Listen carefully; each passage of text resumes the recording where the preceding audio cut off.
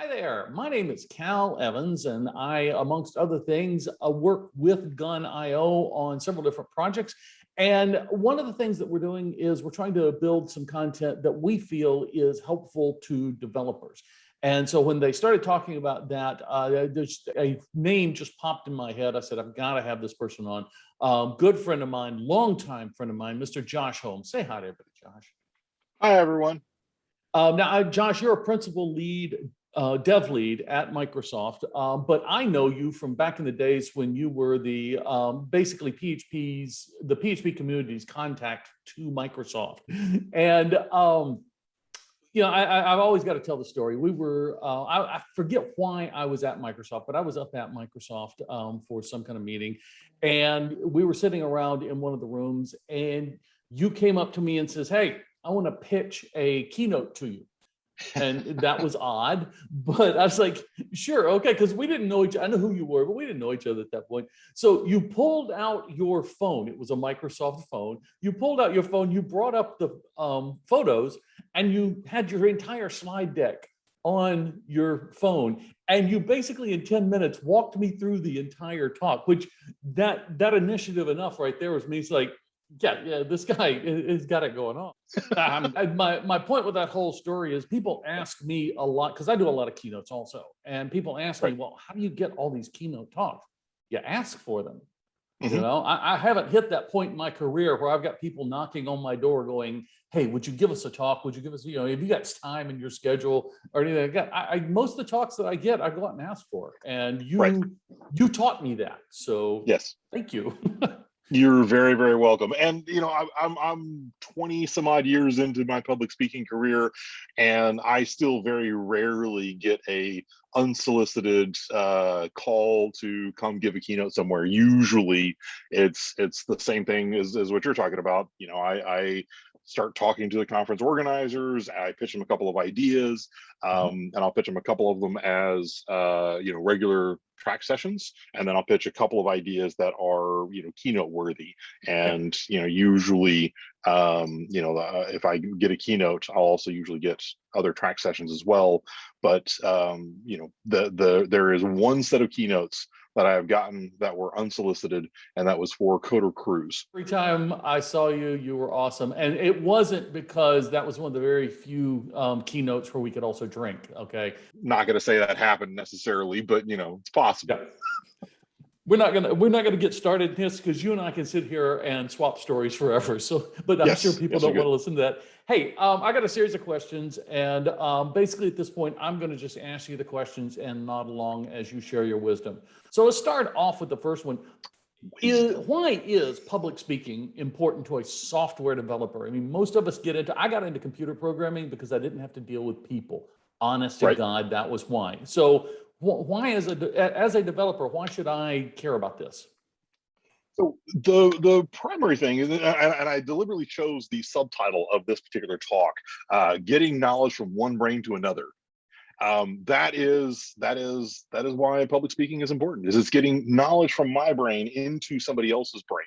And there are a lot of ways to share that information, right? You can write blog posts, you can tweet, you can do documentation, you can publish source code, you can, there's all kinds of different ways.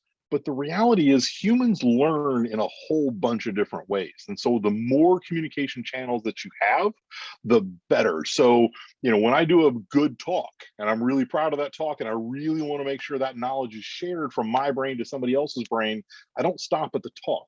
I also do a blog post on it. I also, will tweet about it. I will also have source code if it's technical talk. I will also, all of these other forms of communication, but that public speaking is part of that. Okay. Yeah. But also think about it this way. When people think of public speaking, they immediately jump to big conferences. And I'm going to be terrified speaking in front of a big conference. And the answer to that is, yeah, that is a form of public speaking. But when was the last time you were in a meeting and somebody called on you and asked you a question? Did you have to stand up and answer that question? Or not, maybe not even stand up, but did you have to answer that question verbally out while you were speaking? And so honing those skills are going to help you get that knowledge from your brain and share those ideas that are in your brain with Mhm. somebody else. And that is part of why I love public speaking, is that, I've got a lot of ideas. Not all of them are good, but I like to share them. And by sharing them, there's a couple of things that happen. One is I get smarter because prepping for the talks, I have to do a bunch of research. In fact, there's a couple of times when I have, proposed the talk, and I am very excited about this talk. And in doing my research, I invalidate my entire premise. Oops. And I get up on stage and I say, I know you showed up to learn this, and here's why this doesn't work. So here's what we're going to talk about instead. Yep. So and then the other thing is, when I do share my information, share my knowledge and what I know, there will be somebody in the question will ask somebody in the audience that will ask a question that will inspire more thoughts and inspire more thinking. Or maybe, as an enthusiastic amateur in XYZ technology, I find a real expert through my public speaking who is not as excited about getting on stage, but still wants to share. Great. We're going to go have a one-on-one talk, and I'm going to share their knowledge too. All right. So there's a lot of different reasons why. And then that also leads into the next question that I know that you were going to ask. Mention that because before you jump to the next question, I do want to Yes. say you mentioned something real important is Okay. that you might be called upon in a meeting to stand up and Hmm. speak. And I've given talks at the board level and stuff like that. And quite honestly, I'd rather get up in front of a room of 1,500 strangers Yes. than 10 people that know me. Yeah. To me, it's much easier to get up in front of 1,500 strangers. They don't know me. I'm not going to see them again, probably. As soon as it's over, I'm going to hit the bar and everybody's happy. But, Yes. in a boardroom, they talk back. You got 10 Yes. people, they talk back. And that to me is a much more petrifying situation. So, It is a scary situation, and it's one of those where the more practice you are as a public speaker, the mhm. more you will be able to think that 3 to 4 sentences ahead of what you're saying now, and have that prepared and ready, so you don't end up with all of your filler words, your ums, your ahs, your knows, your so's, all of those types of words, and it will come off as a polished and practiced speech, Yeah. even though you're only making it up 3 to 4 sentences ahead of your words coming Yeah. out of your mouth. Yeah. Right. Because that's my go-to filler word. Yes. Anyhow, let's go on to question number 2, which is can being a public speaker actually help me as a developer advance my career? Absolutely. And so that is, one of the things that is magical about public speaking, is that it's public and it gets your name out there. And especially if you choose a theme and a topic and start going really, really deep in it. So, for example, when I say the term restful services, there's a handful of names that pop to the top of my head, and Ben Ramsey is one of those. Right? Oh, yeah. Why? Mhm. Because I've seen him speak on it. And and he speaks on it all the time, and it's a passion of his, and so he is trying to share that knowledge from his brain to somebody else's brain. And so when I need somebody to bounce ideas off of, or if I ever need to hire an architect to design RESTful web services, Ben is Mhm. one of the people that I'm going to think about and give a call, and hopefully I can afford him at that point in time. So but that is just one example of, yes, it absolutely can advance your career. And I can tell you, I would not be where I am in my career if I had not started public speaking in like 1998. I was actually invited to speak at a conference in 90, I want to say 95, 96. And I was Yeah. so scared that I turned it down. And to this day, I still regret that because I could have started that much earlier. But they came to me, and the organizers of this conference said, look, we know you know what you're doing. Would you Hmm. like to talk about one of these topics? And Yeah. I gave them just this, no, it's not for me. And I'm like, to this day, I regret that. If you get an opportunity to speak, the answer Right. is yes. You can figure the rest out. Well, and I'll caveat that. So there is a lady that she goes by Gale Force on Twitter, and Gale is absolutely fantastic, incredible Ruby developer, super smart, tremendous amounts of knowledge, and I've learned a bunch from her just talking to her, pair programming, her mentoring me, et cetera, and she enjoys that pair programming and the mentoring and the teaching aspect of that. Mm-hmm. But I talked her into, bullied might be a stronger word, that might, but I convinced her to give a talk at a user group. And it was the Ruby, I forget the name of the group, but it was the Ruby dev group in Columbus, Ohio. Now this is 13 years ago, 12 years ago, something like that, a long time ago.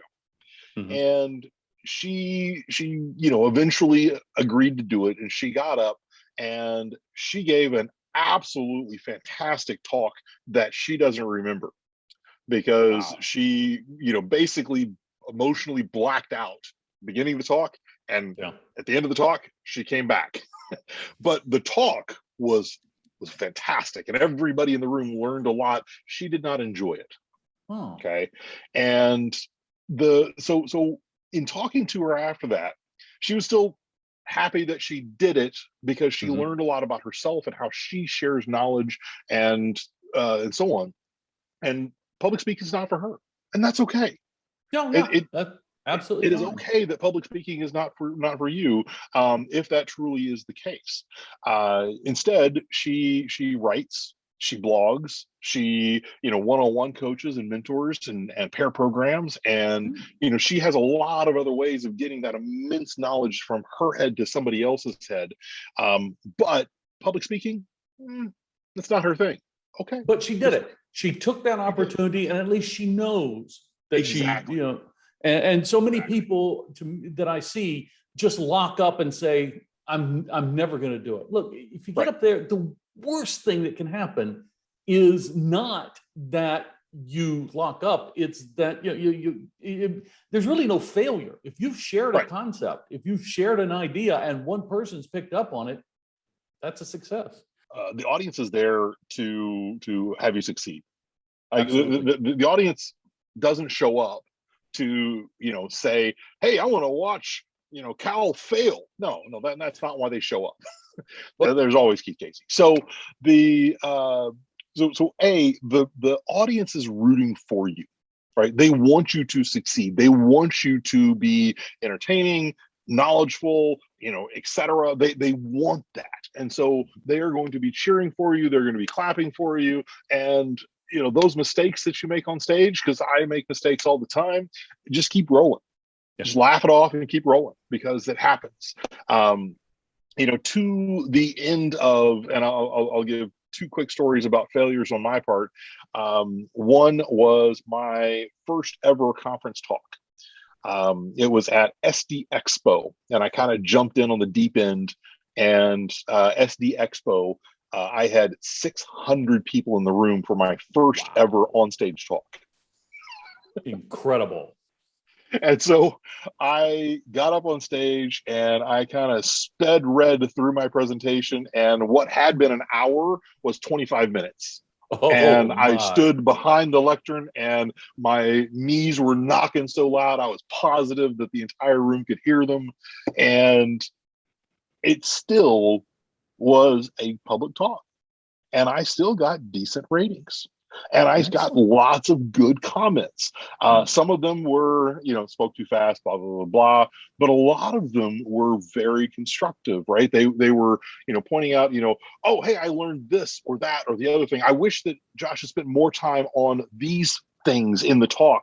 And, what I heard and what I learned from reading the comments in the evaluations was, people liked hearing me talk and they wanted more of my knowledge.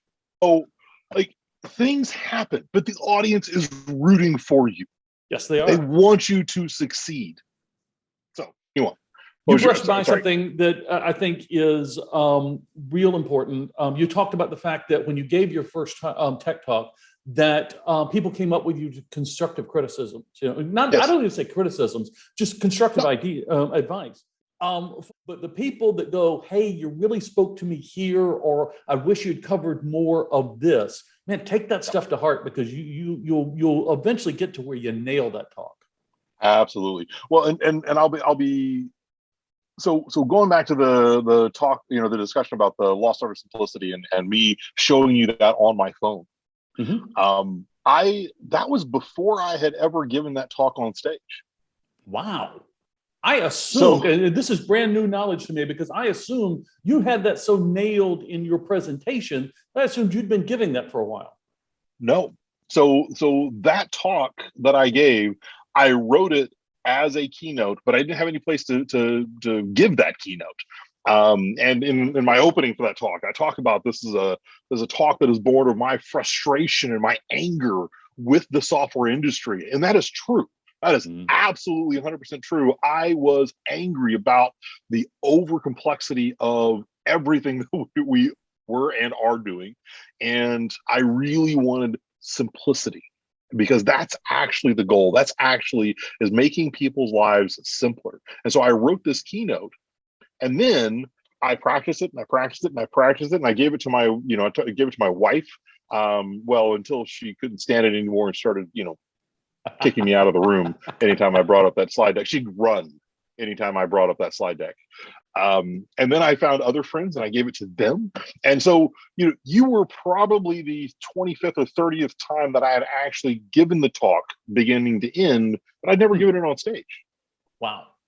That is brand new news to me. You've never shared that with me. And I am blown away, because my memory of that evening is you sitting there on the arm, because I'm sitting in one of these big overstuffed easy chairs at Microsoft, and you're sitting on the arm of it with your phone and walking me through a keynote like you have given that keynote 20, 30 times, and you just had it nailed. And I assumed you'd been up on stage with it. That's great. Hey, you work at one of the biggest software companies out there, Microsoft. I may or may not make it this year. I don't know. I've been a Windows user. I had Windows 1.0, okay? And so I've been a Windows user for quite some time. Have you ever had to use these skills and give like corporate talks, not conference talks, but have you ever found that these skills are useful to you in team meetings or in board meetings or something like that? Absolutely. So I touched on this a little bit earlier, but I've given a number of different types of internal presentations, and so I mean, obviously, I love, partially because of my personality, I love the bigger stages and getting out in public and so on and so forth. But honestly, more critically, the things that have really shifted my career inside of Microsoft are the internal presentations that I've done, and some of those are impromptu, where somebody will ask a question in a meeting and I will need to give a lucid answer that displays my understanding of the problem, my opinion on the problem, and a direction that we're going to have to go. Right, that's the story arc in those impromptu questions when they are asking. It's my opinion on something. It's my understanding. Why I'm the person to answer this question. What it is that is my opinion about it, and then what is the direction that we should be going from here. Yeah. Sometimes I will get the opportunity to get up in front of people where I've been able to prep. And so, for example, I was one of the 8 group product managers who was helping vote as to whether or not we were moving forward with Chromium as the core of the Edge browser. And, so I had plenty of time to get up and present, and I got to present in front of vice presidents, presidents, all of my peers on the Edge product team, et cetera. And that was an incredibly important internal presentation. Honestly, probably one of the most important presentations that I had ever given. And I spent weeks getting ready for this presentation and, gathering information, thinking about how I was going to present the information, how I was going to, it's the same story arc though of why am I the one, presenting this information the way that I am? Why do I have my opinion, what my opinion is, and then what direction we should be going? That same story arc, but it was a 45-minute talk that I had got to prepare for rather than an impromptu somebody asking me a question. And I've Mhm. had presentations all the way along that spectrum. And you So having internally, history of being up on stage helped you get ready for those? absolutely. Absolutely. I pulled on every single bit of knowledge I have about public speaking for that internal presentation, even though there's only about 35 people in the room. When you're giving talks, on the average, do you normally just stand up and it's a talking head, or do you put forth the effort to make slide decks, not necessarily like with the lost art of simplicity, but make a slide deck to help illustrate your points? Really depends on if I have the right knowledge about the audience that I'm going to be speaking in front of. It really depends on how much time I have to prep. It depends on if the slides are going to help. Like those are really tough and interesting questions that I don't always know the answer to. But one of my favorite talks I ever did was the very first Web Summit. So Web Summit now is 85,000 of my closest friends in Lisbon, Portugal. They take over the old World Trade Center and basically all of Lisbon. Lisbon shifts gear that week to be Web Summit. It's kind of amazing. But the very first one was 300 people, and it was in the basement of an accountancy in Dublin, Ireland. And I was living in Dublin at the time, and I got to give one of the very first talks there. And so I had prepared a fairly technical architecture talk, and I got into the room, and I was, up speaking in front of, I don't know, 150 some odd people, because the other room was about the same size. And so we split the audience. Mhm. And by the way, the other guy was from Google, guy you might have heard of named Sergey. Anyways, Oh. the so I'm in the other room giving this presentation, and I started asking questions at the very beginning of the talk, polling questions, and it was, hey, how many people have written a web service? No hands. Okay. How many people have written a web page? Handful of hands. Okay. Wow. And I found out that it was a bunch of business and marketing people. Everybody technical had gone to the other guy's talk. So all of a sudden, the slide deck and the talk that I had prepared, that wasn't going to go over well. So I said, So I pulled out my Windows 8 tablet, because Windows 8 was the new hotness, and I had a tablet with a pen, and I pulled up OneNote, and I said, "Tell you what, let's shift gears here. This is still going to be a technical talk, but it's going to be geared for you, right? So what marketing terms, buzzwords in the industry have you heard about?"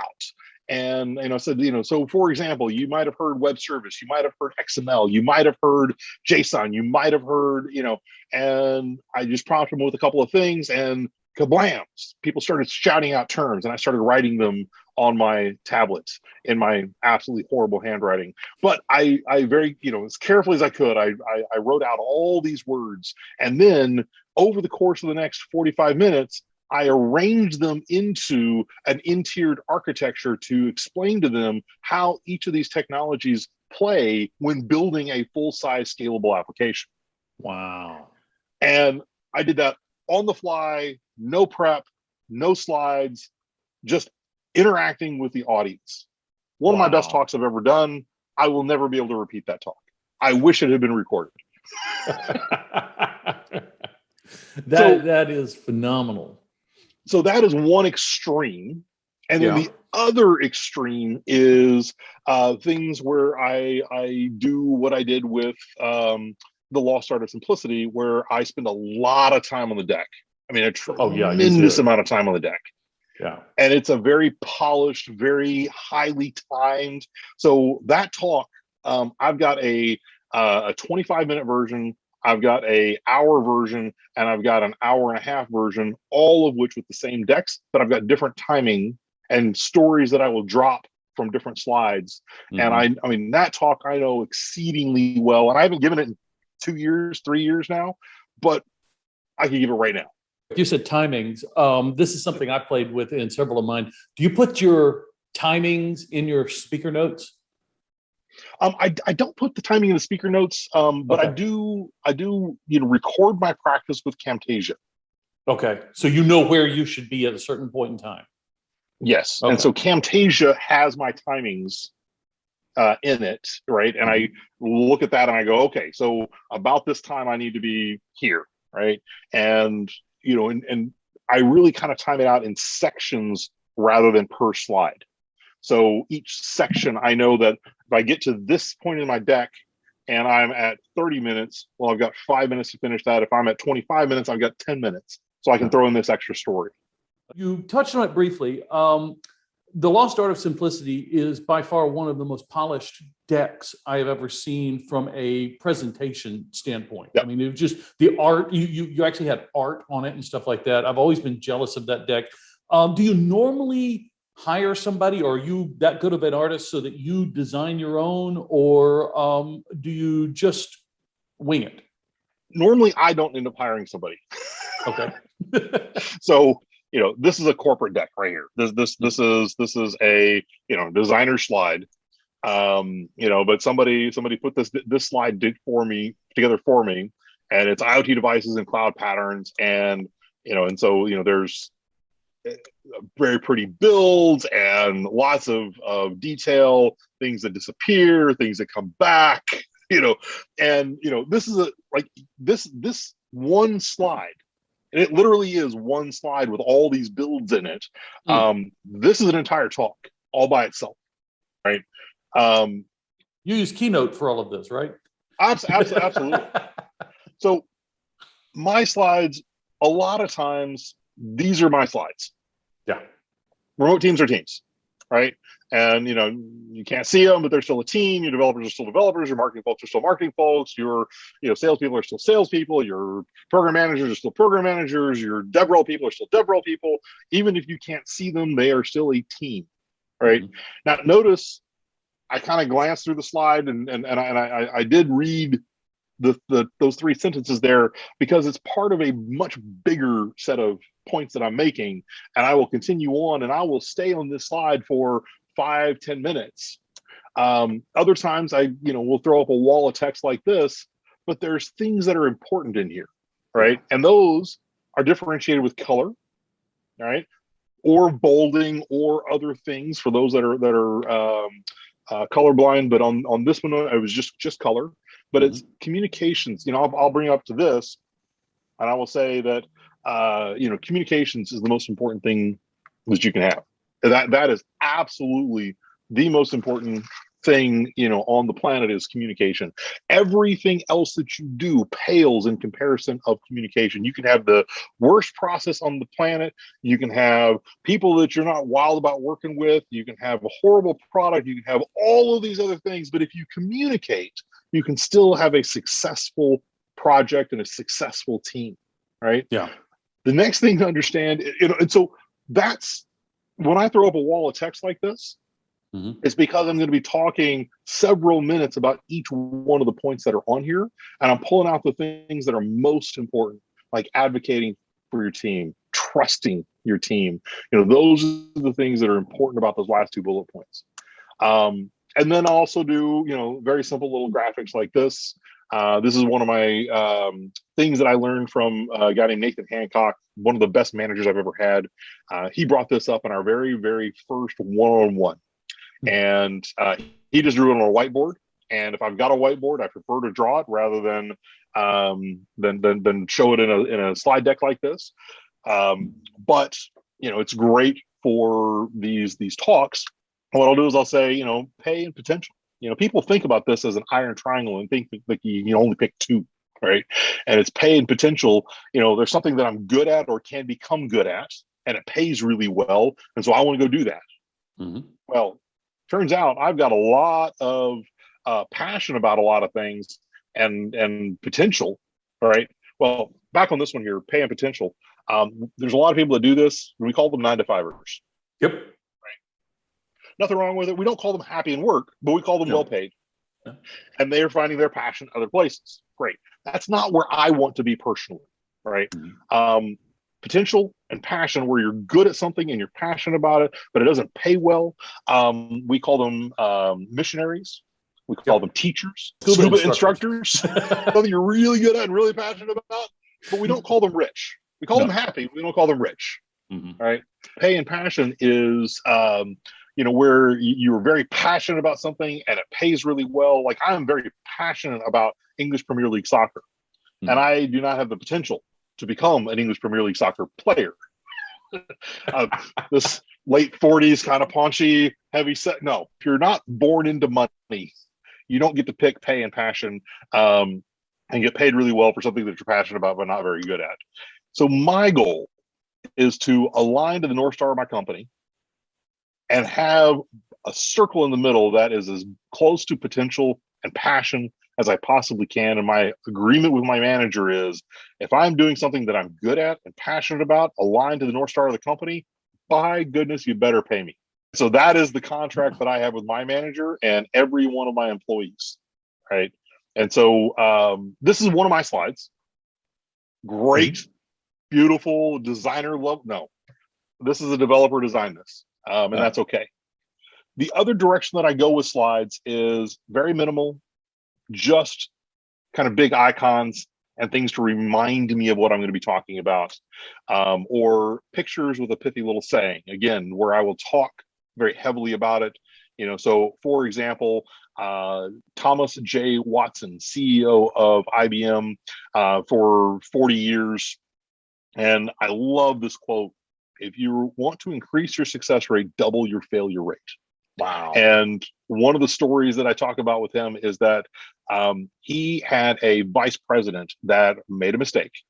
And that mistake cost IBM, I forget, it was a large amount of money, millions upon millions of dollars. And the press was asking Watson, why haven't you fired him yet? And he said, why? I just spent millions of dollars training him. Yeah. And so talking about that story, this slide gives me that moment to talk about that story, but it's not a wall of text. Others are just images, right? And that failure, failing street, don't enter that failing street. Fail gracefully. This was a fun one. I was speaking at Whiskey Conf in Scotland. Oh, I remember Whiskey Conf. Yeah. Great conference. I wish they were still doing it. But I had been scouring the internet, and I needed a you don't know what's gonna bog you down and tie you up, so you need to be flexible, in your work, so that when you fail, you can be flexible and get out of that situation. And I'd put this picture up in my presentation. And after the presentation, I was decompressing and I went outside, and we were on the Royal Mile in Edinburgh, Scotland. And there was a busker. And I went over and started watching this street performer and realized it was this guy that I had just literally used in my presentation 10 minutes ago. Story doesn't end there. That is awesome. So fast forward to it was probably 8 years later. I was in Prague and for DrupalConf, and we after the conference was over, one night we went down to one of the public squares and were eating at a restaurant, and there was a busker with whips and fire and going away, and I recognized it was this same guy. He gets around. And so I called him over and I bought him dinner and a drink and gave him some money, and it was great. Anyways, but that's awesome. These big images, these impactful images, what these are they're reinforcing what I'm saying. It's not for the people in the audience to read. Right. One of the key things to know about when you're creating slides is your audience can read or listen. They can't really do both. Yeah. And so they're going to read or they're going to listen. And so what's more important, if you want them to listen to the words that are coming out of your mouth, don't take away from that attention. Yeah. Remind the audience what we're talking about at the moment. Yep. So briefly, let me just Sure. so this is the lost art of simplicity. So this is the decks where it's just words. Oftentimes the deck is an afterthought. I will have the presentation pretty much ready to go, and the deck is okay. I need something that I can follow, that the audience can follow, that'll help me with my words. Mm-hmm. This one, the lost art of simplicity, I spent weeks creating this deck. Okay. And so the lost art of simplicity, this is, so I found there's an artist called the Hiking Artist. He's a Danish fella, and I used every single piece of art in here on each one of these. I spent a lot of time looking for exactly the right art and exactly the right quote. And so I actually, very, very few of these quotes do I actually read, right? They are here to enforce what I'm saying. I'm sure that of the tens of people that are listening to us at the moment, we've actually convinced a few of them, hey, public speaking is a good idea. How do they get started? How do they get that first talk? So how do you get that first talk? That first talk is always the toughest. I just be honest that it really, really is. And what I can strongly recommend is don't do what I did and jump into 600 people in the audience. Don't start there. Instead, start looking for your local user groups. Start looking for the local groups where you can get up in front of 5 or 10 people that are your friends and give a talk, right? Yeah. And if your local developer user group is 100 people, great. Look for a smaller one than that. But start off very small and give a talk to less than 30 people. All right. And the way that you get that talk is every user group organizer on the planet, and I know, Cal, you have been a user group organizer as well, are desperate for content. Absolutely. And so if you can say, hey, I'm working on a talk, can I give it in X number of months? And they will say, absolutely. Almost guaranteed. As long as the topic is related, start off with the local user group. Work your way up to the regional conferences or local conferences, regional conferences, and then start pitching to the larger main stage conferences. But that will, again, my very first talk, I took an hour's worth of content and condensed it to 25 minutes just by speed talking. I could have been an auctioneer that day. And what it will do is, by giving that talk in the local user groups, is that those mistakes, it's going to be amongst friends, it's going to be amongst a smaller audience, you'll be able to recover from that faster, and you'll get more constructive feedback from that small audience than you will for a larger audience. You've got a new idea and you're not sure you can do a talk on it. Try it out there.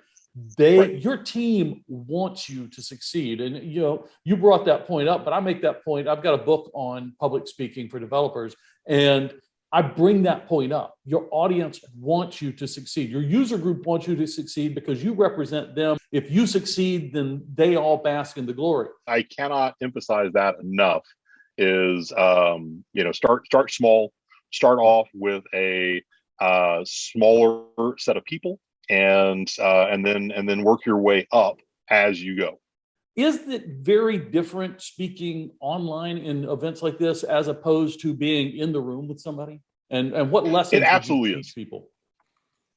It's absolutely different, and it is frustratingly so. I'll be honest.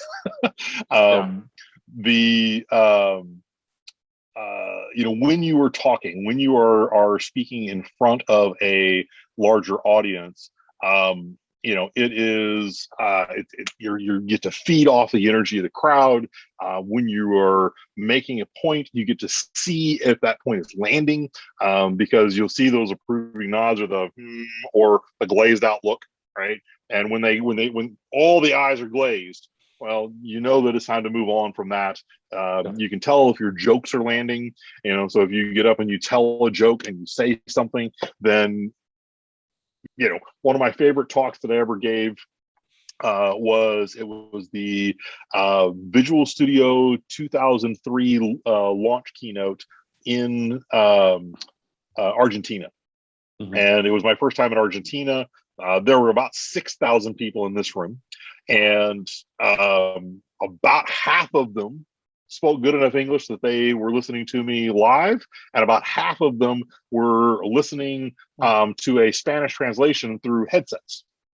And so it was great because I would tell a joke, and or I'd say something right that was funny, and I'd hear the audience, the English speaking audience, react, and then I'd hear the murmur of the headphones, 3,000 headphones, and then the rest of the audience would laugh. And so every joke I got 2 laughs. It was amazing.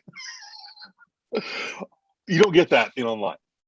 No, you don't. Online, and I had that. I spoke in Sao Paulo. It wasn't as big as a group, but I spoke in Sao Paulo one time, and I had the same experience.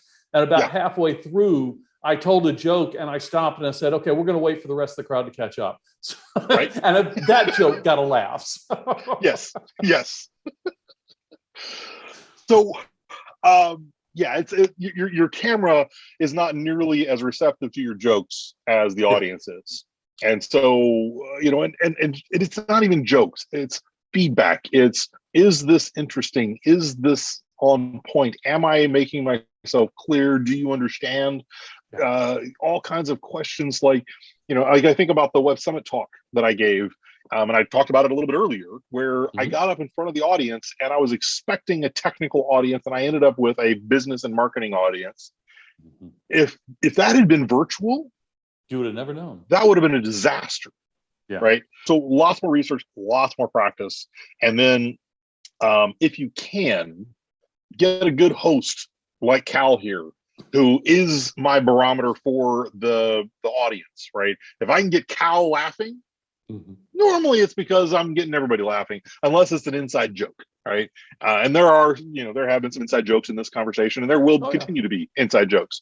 But the majority of the conversation, I'm watching Cal and going, yeah, okay, if Cal is interested still, great. It's a good story. I'm going to continue. If Cal is not interested, okay, wrap the story up, move on. But if you don't have that option for a good host, really it comes down to the other prep that you've done. Research on who's going to be there, making sure that you are actually presenting to the audience that you anticipated, and making sure that you have tested this talk in front of live audiences if possible, so that you can have that feedback, so you know that this story is going to land, even if you can't see the other side of the camera. I've got another client I do a lot of webinars for. And every month I get up and do a webinar, and their platform has what's going out on the stream and then the chat going down. Yes. And, the people are in there. And I tell people from in the beginning, I'm going to minimize this. This is going away. I'm not going to look at that, because if I got that chat, I'm reading the chat and I'm not hitting my points. And to me, the platform itself, when it's virtual, can become a distraction. I don't do that. I mean, I don't read the chat any more than I would sit there and read Twitter during one of my keynotes. My preference is, I have 2 modes in person. I have keynote, where it's, look, there's not going to be questions. This is a one-way presentation, eyes forward, let's go. My other talks, anytime I'm not doing a keynote, one of my standard lines at the beginning is, I've got about 15 minutes worth of content. We've got an hour. Ask questions. Excellent. And so in a virtual setting, it's kind of back to keynote mode, right? It's really hard for somebody to break in with questions in a virtual environment, unless you've got a good host here like Cal.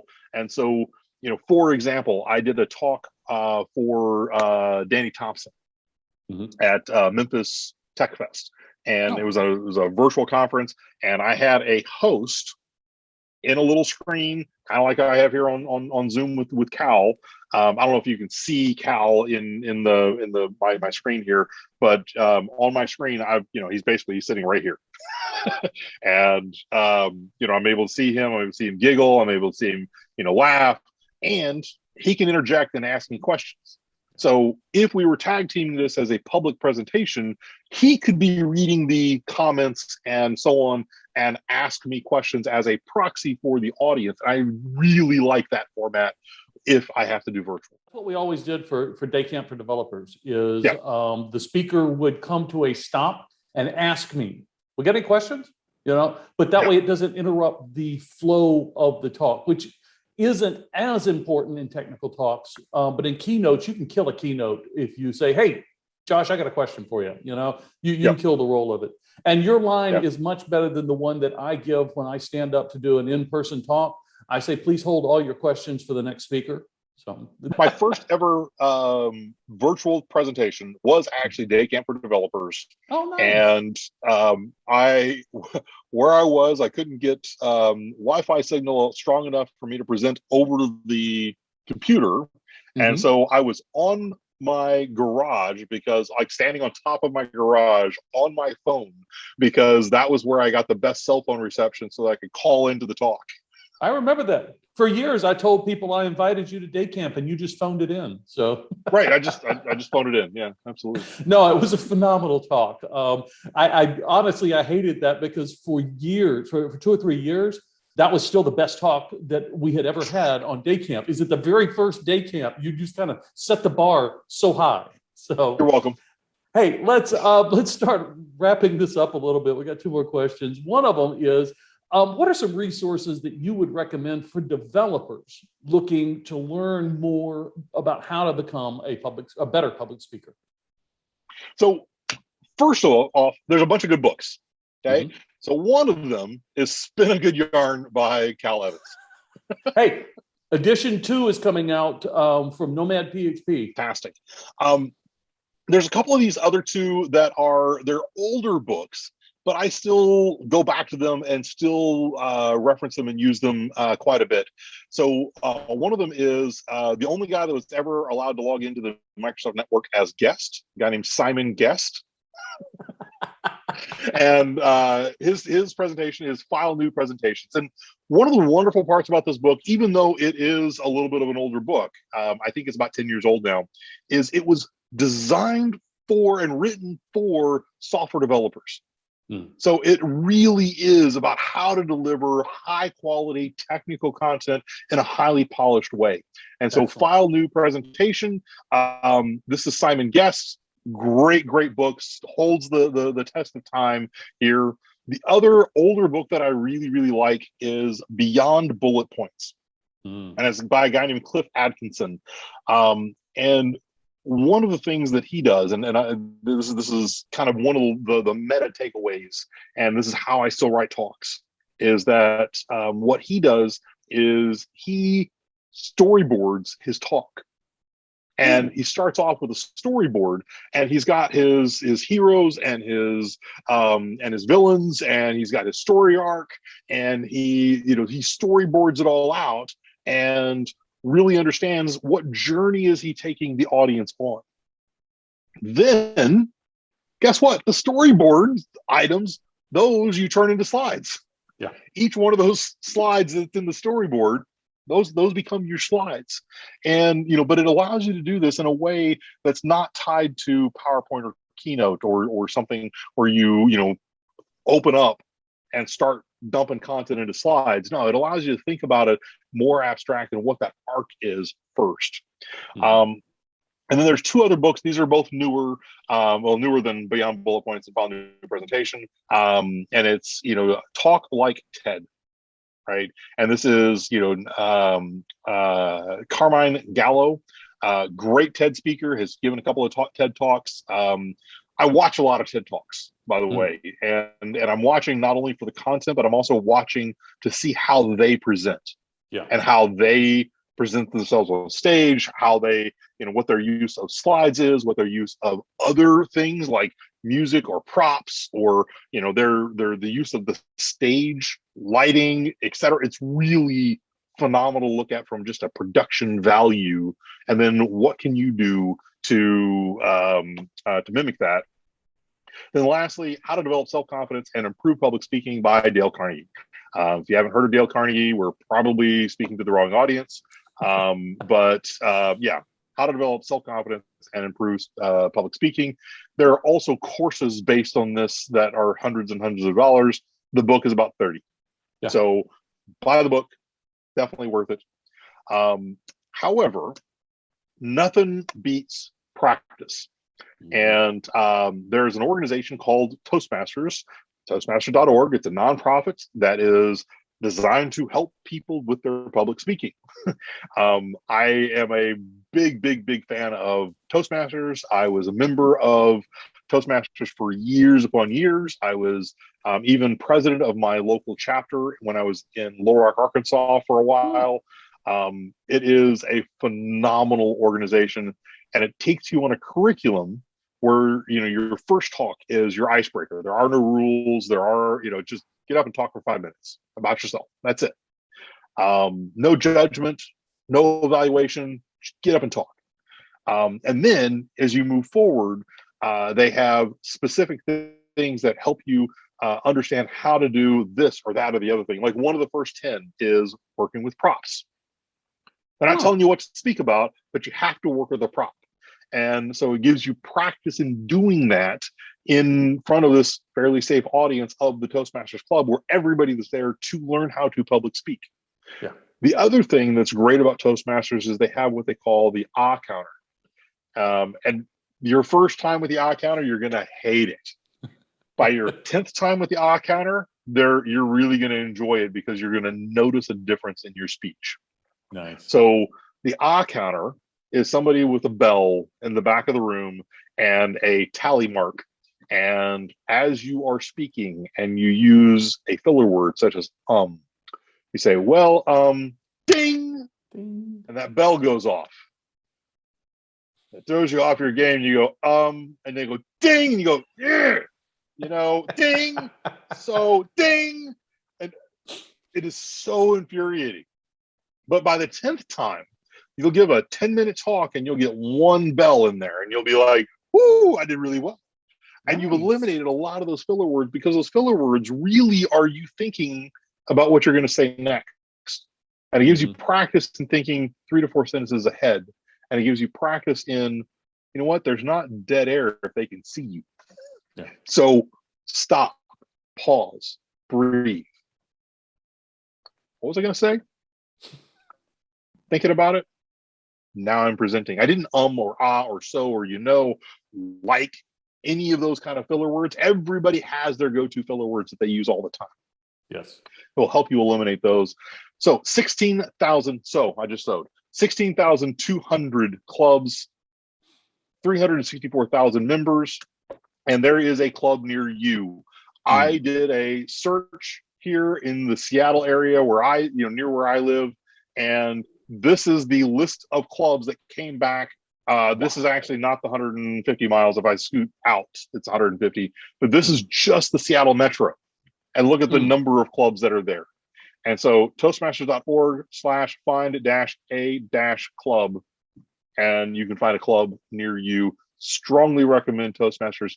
And then the last thing that I'll recommend is, like me, go back to college and get a degree in drama. And that's actually my undergrad is drama. So no, I'm teasing. Don't do that. Josh, one last question. If you could talk to yourself 20 years ago when you were just starting to think about public speaking, what's the one piece of advice that you would give 20 years ago, Josh, about public speaking? I'm going to cheat. I'm going to say 2. Okay. But they're going to be in priority order. Right. Number 1, more practice than you think is necessary. Rehearse.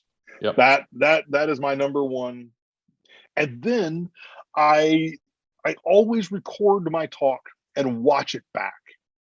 Right. Wow, and that is brave. So painful. Oh my God, it hurts so much. It hurts to watch myself give a talk. It really, really does. And that pain that I'm feeling is the suck leaving my presentation. So that is my number 1 thing is, make sure that you rehearse. Number 2, and we've already talked about this in this particular talk setting, But number two, the audience is rooting for you.